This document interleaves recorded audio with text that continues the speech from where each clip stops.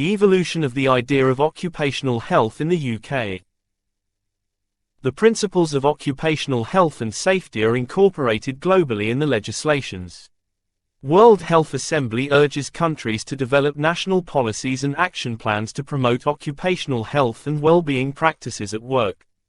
As a result, occupational medicine has been a part of our lives in ways we never imagined. If we apply for a university course, pre-employment medical is needed. If we think of getting an additional skill, for example, HGV license, a fitness medical by a doctor is required.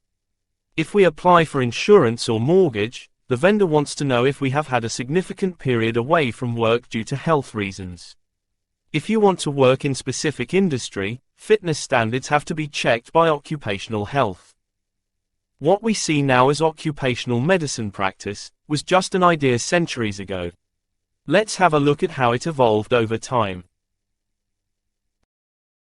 Early Egyptians and Romans.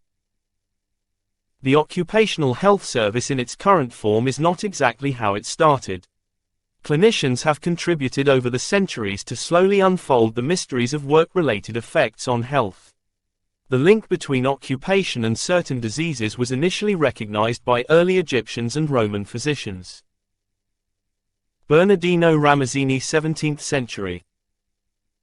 It was in the 17th century when this idea was first penned by Bernardino Ramazzini as he presented his work on occupational disorders and suggested, physicians who wished to learn about the causation of a patient's complaint should inquire into the occupations of the patient. He has been given the title of Father of Occupational Medicine for this initiative.